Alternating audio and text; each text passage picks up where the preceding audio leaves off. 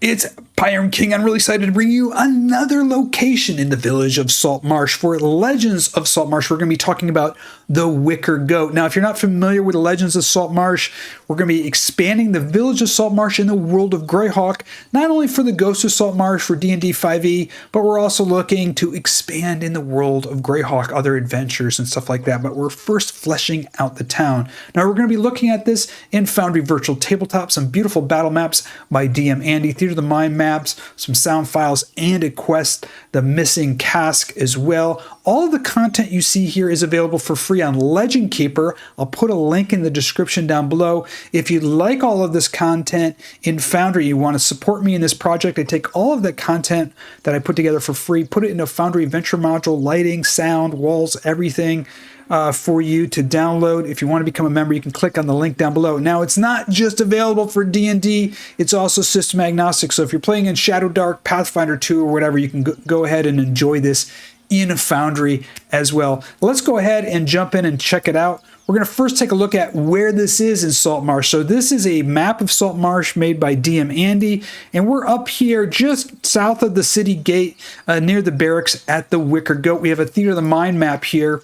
And let's talk a little bit about the Wicker Goat, its history and some stuff before we jump into it and talk about the quest. Now, the Wicker Goat has been here for as long as people can remember. It's the oldest tavern in Saltmarsh. Now, originally, it was part of a farmstead by a goat farmer who used to create goat cheese and serve ale and food and rent his empty rooms to travelers because there were no taverns or inns over a century ago. Now, his wife was a devoted pagan, and to show appreciation for the ample opportunities they had with the goats and the goat cheese, she created and crafted a wicker goat and stuck it outside, and hence that's where it gets its name, the Wicker Goat. Now, during Azur's Tide, that's the conflict for the kingdom of Kelon and the Sea Princess, Saltmarsh was in the middle of that, and the soldiers came here. And initially, there were no barracks here, and so the soldiers stayed here in this tavern, in this farmstead. It was expanded to house not only soldiers but officers. And so when we look at that upper floor, all of those rooms to one side were for soldiers, and the private room were for officers. And they used this until the barracks were completed. Now, once Azur's Tide conflict ended, which was a 30-year campaign, ended, and the soldiers moved into the barracks, this fell into kind of decay. The people that owned it had passed away, and it just turned into an old farmstead. Now, approximately a decade or so ago, Lankus Currid and his wife moved to town and bought the Wicker Goat and reestablished it and cleaned it up. Now, Lankus served in the town guard. His wife, who has experience running taverns, cleaned this up, and eventually they fixed it up. And this has become a place for guards and dwarves. And we'll talk a little bit about that in more detail. Let's talk about the owners first. We have Lankus here. Here he is. He used to be a soldier in the kingdom of Kelon. He served out his rest of his time as a guard here in Saltmarsh and then retired here with his wife, opening up the Wicker Goat. He's a well-respected character in town. He's stern. He's certainly a loyalist. He's friends with a lot of the guards, and that's a lot of the guards come here and to the tavern at the Wicker Goat. Now, his wife Mira is actually from Gradsel. That's where she met Lankus, and she comes from a family that's run taverns. So this is like a second home to her, and she's really put her own touches on it. Now, Mira is pretty interesting. Well, her husband's a loyalist, and most of the people here are loyalists. Her closest friend is Coprolox, the female dwarf who sits on the town council, actually runs the mining operation, and they're very good friends. And when things get slow, they'll share an ale in the inn and talk about politics and the traditionalist. Mira is also empathetic with the traditionalists in town. She, even though she's married to a loyalist and everybody in the tavern are pretty much loyalist, she also appreciates the traditionalists, the fishermen in the town and everything. So she is well respected, well loved by everyone in the town. She has no ill will, doesn't pass judgment on there, and she just wants to keep the peace. Now, we do have some staff in here, 3 staff members. We have Marta, the cook. She runs the kitchen like a general. She makes really good food. Her Her rabbit stew is famous throughout Saltmarsh, and she takes a lot of pride in her work, but she runs it with a very stern hand. But she has a soft spot in her heart, and her soft spot is for Lilith. Now, Lilith is this orphan child. She just showed up one day. Everybody searched for her parents. Nobody knows where she came from or who she is. Marta took her in. She's a kitchen aide, a kitchen hand. She sleeps in the pantry. She's very quiet. She listens. She's a good listener. But I left her background open-ended. You know, maybe you can come up with an idea of where she came from or how she got lost. Maybe she's a daughter of a venturing party or some traveling merchants that were killed or captured in the Hool Marshes or on the way to another town or something. So she's a kitchen hand. And last but not least, we have Gwendol. Now, Gwendol is a very cute, sociable barmaid. She also helps with the rooms with Mira. And she flirts to get some good tips, but she knows how to keep her distance in there and uses a kind of some quick wit to shut anything down that gets a little bit maybe too forward. Now, Gwendol does have a problem. She has a boyfriend who's always seems to be in trouble, in debt, can't hold a job and everything. She loves him no matter what, but he's always causing some problems for her and some headaches for her. So those are the people that work there in the Wicker Goat. Now, let's talk a little bit about the Wicker Goat's menu here. I put the menu in here, includes meals and stews and simple fare for lunch and some prices in there, as well as some ale and some spirits. We have the room rates, and we'll talk about the rooms. There's shared rooms up above. They're fairly cheap. One has just a hammock, the other has a bed, and then there's some private rooms. We got the prices here as well, and we got our tavern regulars. Now, it's important to note about factions here, because Saltmarsh has two primary factions. The Loyalist, the Loyalists believe that the guards should be here. They're loyal to the crown, the kingdom of Keelan. They support the dwarving mining operation. They really want to turn this into a prosperous port town under the kingdom of Keelan and the guards. And so the Loyalists hang out here. This is the Wicker Goat is where the guards and the dwarves who are in the mining operations. Once in a while, the guards and dwarves get a little bit of rowdy with each other. Lankus puts that down pretty quickly. You know, some arguments break out. But you're not going to find any traditionalist sympathizers in this tavern. The traditionalists, on the other hand, are the fishermen. They want Saltmarsh to remain that kind of quaint, small village of fishermen and a small community. They don't want to turn it into a big port military town. That's what happened to the town up the coast, Seaton. Seaton was a small fishing village during the war with Azure's Tide. That small sleeping village turned into a major military port. So just maybe 30 miles up the road is Seaton, which is a military port town. So there's a very small garrison here, and the traditionalists, they look up at Seaton and say, we do not want to become another Seaton. So that's really the pressure between the traditionalist and the loyalist, and this is the Loyalist Tavern. Let's take a look at the battle map really quickly. We got a beautiful ground floor here. We got some sound going on in the background. I don't know if you can hear that here. I'll just turn it up just a little bit for a bit. But it's a busy night in the tavern. You can hear some people talking and the fireplace and everything like that. And let's talk about the location. So the main room in here, you have the tap room. I have a map key on here so you can see the different rooms in here. Some read aloud text for the tap room. I would say at any one time, and I already put some tokens in here, you have anywhere between 1d4 to 1d6 guards, 1d4 to 1d6 dwarves in here, some villagers in here. The villagers that you're going to find in here aren't fishermen. These are the farmers, blacksmiths, stuff like that. And the farmers here probably selling their food and their wares and services to the garrison in the barracks. So the people that really want to, the villagers that want to see, which is the minority, by the way, of the villagers that want to see this into a port town like Seaton that are loyalists would come here. So mostly it's guards, dwarves, and those villagers that are loyalists. You can see in here, there's Gwendol, the barmaid. Mira's up here behind the bar. And so I've got to read aloud text about the tap room.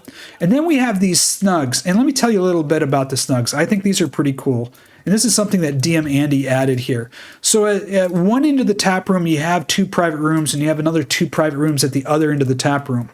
Now, the ones on the far left of the map, they both have names. And these tap rooms, snugs, actually, as miners rest and the guards retreat. And this is like a private room. Some of them have curtains, some of them have doors. So if some dwarves want to get together, guards get together, have a private conversation over some ale, they would have that over here. So on the left, we have the dwarven room, which is called Miner's Rest Snug, and then you also have the Guard's Retreat. I actually have a Theater of the Mind map. Let me go ahead and show that to you of the Miner's Rest. So if you wanted to role play inside here and bring in some tokens, and maybe you're having a private conversation with some dwarves or guards, this is the Theater of the Mind image of the little snug where you could have some ale and maybe some food in there.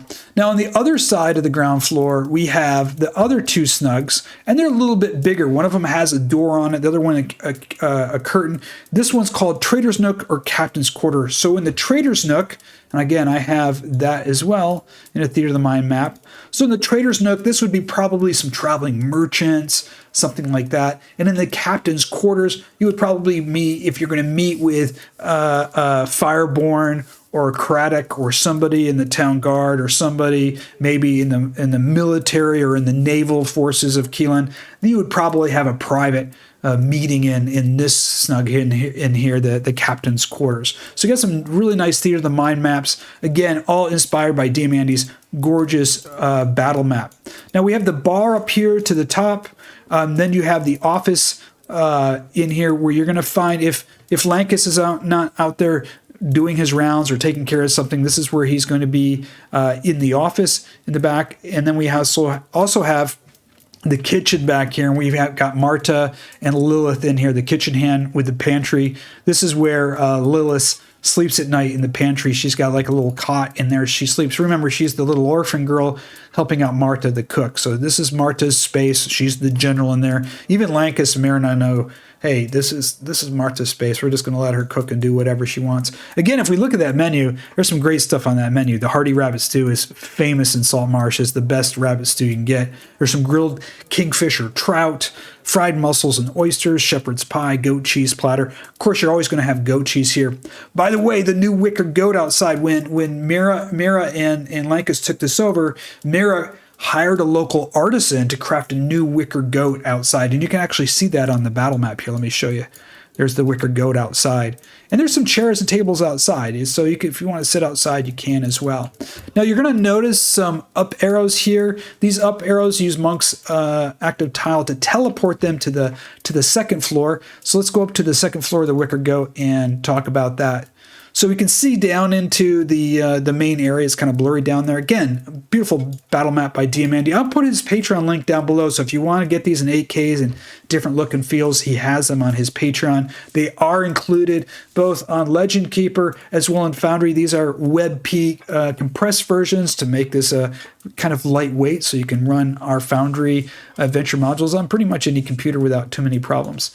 Now let's talk about the upstairs here. So we have again a map key.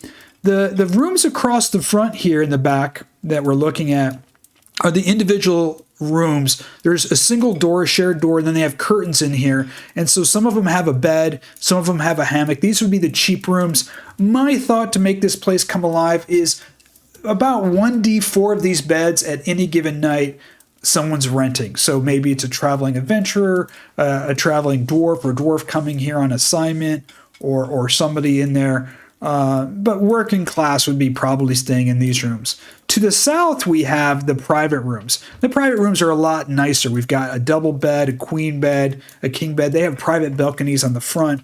Now, I would also have at least one of these rooms rented out long term, and you could come up with an idea like a traveling merchant staying here and negotiating something. It could be somebody from the Kingdom of Keelan to meet and negotiate something with the town council. It could be a local spy. Who knows? But I would come up with some kind of character that's staying here long term here in here. So you have the upstairs. The last thing upstairs I want to show you is this private locked room. This is Akurad's private chambers, and they keep it locked all the time. Remember, they're constantly dealing with people, dwarves and guards and villagers in here. So this is their kind of private sanctuary. They keep it locked. There's nothing too much of value in here. Lankus keeps some of his old weapons from his time serving in the military. Mira has some family heirlooms in here. You can decide what those are. But this is their private room here on the second floor. So we got these beautiful battle maps here. Now I want to go back and talk about the cask room. And that's on the first floor. I'll show you that right here. And the cask room is where we get our missing cask open-ended quest. And I actually got a Theater of the Mind map for that as well. And let's talk about this open-ended quest really quickly and go over it. Every location in the village of Saltmarsh, I'm creating an open-ended quest line. And what is an open-ended quest? Well, I give you enough for you to run a type of quest, and the concept of this quest is to really bring Saltmarsh and the surrounding areas alive. It's to introduce your players to a new location, new NPCs, to amp that faction interplay going on between the Loyalist and the Traditionalist. Probably introduce the Scarlet Brotherhood in there, or the Sea Princess, or create future quest hooks. The open-ended quests do not have any levels. Specifically, they're designed for you to manipulate to fit into your campaign, whether you're running Ghosts of Saltmarsh or your own adventures or using Saltmarsh as a West March location to run other Greyhawk adventures. These open-ended quests are designed to really bring the town alive. So the basic storyline in here is there's a rare, expensive cask of whiskey that was special ordered for Copperlocks. It's gone missing from the cask room. Now, the whiskey was meant to serve her in a private meeting. So there's a dwarf mining operation, and they've been mining silver very successfully, but everybody thought there would be more rare gems and gold or other valuable minerals in there, and they're only bringing up silver, very few gems. So you've got this some dignitaries coming, some people representing the dwarven mining operation. It's probably some representatives from the Kingdom of Kelon to meet with her because she's running it, and they want to know what's going on. So to kind of lower the tension in this, she's bought this very expensive rare whiskey in order to hope ease these negotiations and these discussions, but now it's gone missing. Now, this again is for any level. I got some adventure hooks in here. Maybe the players run into Copperlocks herself, and she's upset, and she just needs this sorted. Lankus and Mira are too busy running the inn, and so she's going to hire the party to find this missing cask of whiskey. Perhaps Lankus is concerned about it. He's like, look, I don't have time to deal with this. I'm trying to run an inn. Someone's stolen this thing. It's missing. And hires the party. Or perhaps the barmaid is worried about her job or something. Maybe she knows something, and Gwendol talks to the players like, oh, look, we're missing this cask. We've got this big meeting coming up, and Copperlocks is upset, and it's created a lot of stress. So there's different ways to introduce this missing cask. Now, what kind of rewards would you want to offer for this? Certainly, Lankus and Mira will offer maybe a free month stay at the Wicker Goat. Certainly, some free meals at the Wicker Goat. They'll become trusted friends and allies with Lankus and Mira because you've helped them out. Copperlocks, on their hand, might even pay 50 to 150 gold because this is not just the value of this whiskey, but what the whiskey represents. It could ease the tension in this negotiation that she's going to have. So if they retrieve it before the meeting, she's going to be happy to pay them because this is really a token that could be important of setting the tone of this meeting. It's also going to gain some faction favor. Remember, this is a loyalist location. The dwarves and Copperlocks are loyalists along with the guards here. So if you do something a favor for them, it might boost some factional favor with the loyalist party and get some favor with the loyalist party. Also, you might want to put a bonus reward. Perhaps they do a really good job of recovering it, and she has a very successful meeting. Maybe Copperlocks gives them some kind of rare, sturdy dwarven weapon or some special mining tools or some special gift. It's up to you. I put some notes in here on what I suggest in here. Now, you might be asking, what happened to the cast? Who took it?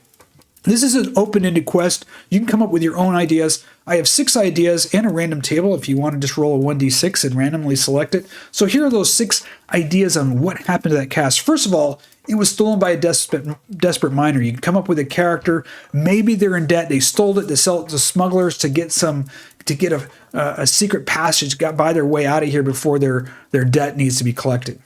It could be a dwarven rival. Maybe there's somebody that wants to ruin this negotiation. They've stolen this cask knowing that Copperlocks is going to try to use this to kind of smooth over any rough edges in this negotiation about the mine only producing silver and why it hasn't been successful in the rare gems. Maybe this dwarven rival wants to take over her job, make her look bad, so maybe they stole it.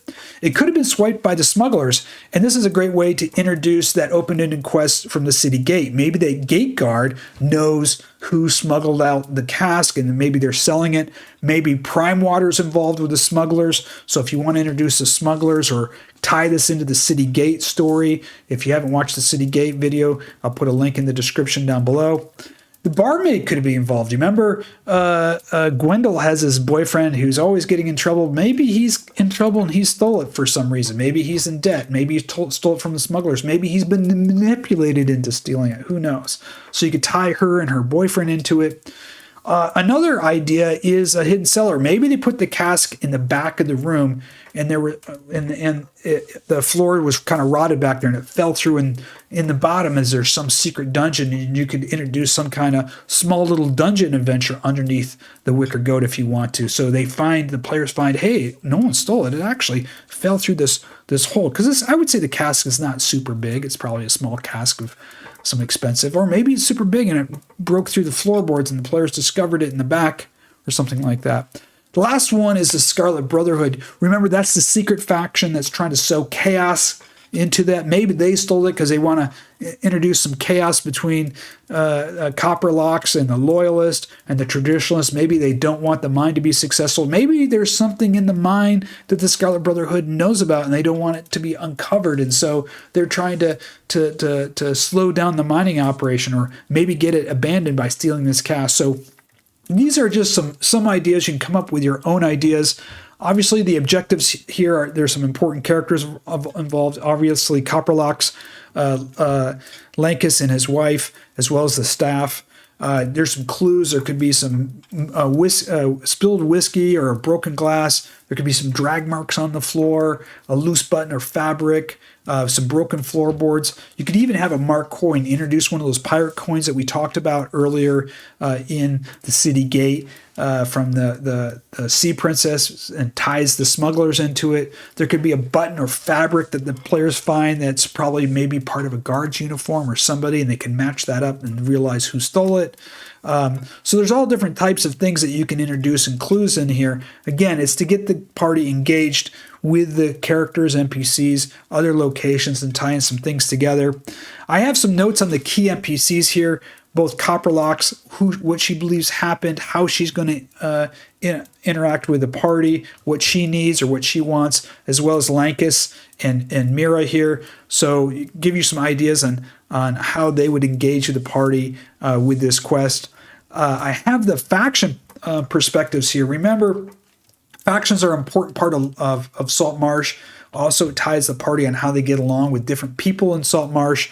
So the Traditionalists, they want stability here, and they'll be afraid. The Traditionalists will be afraid if they find out, because they certainly do not want a Traditionalist to be involved in the stealing of a cask, because the Loyalists will blame the Traditionalist and probably a harsh sentence. So the Traditionalists probably want this solved pretty quickly and keep the Traditionalists out of this. If the Loyalists want to solve this very quickly, because they want to make sure that dwarven mining operation, which brings money, important money, and the dwarves have that letter of in relationship with the Kingdom of Keelan to do the mining operation here. So they want to make sure this is solved quickly, because they want to ensure Copperlocks negotiates and everything runs smoothly. Now, if they find a Traditionalist involved, they're going to come hard down on the Traditionalist and showing, hey, this is just the Traditionalist trying to disrupt what's going on with the Loyalist and what's going on with the dwarving operation. The Scarlet Brotherhood, they want to exploit this. They want to manipulate this. The more chaos they can weave into this and break this up. Remember, the long-term focus of the Scarlet Brotherhood is to weave chaos throughout Greyhawk. If you're familiar with the history of Greyhawk, in the future there will be the Greyhawk Wars, and a lot of it was sowed the seeds of chaos and malcontent and mistrust. So the Scarlet Brotherhood, if they're involved, I mean, it could be what's his name, Scarin, Wave Rider in here, kind of manipulating the entire situation.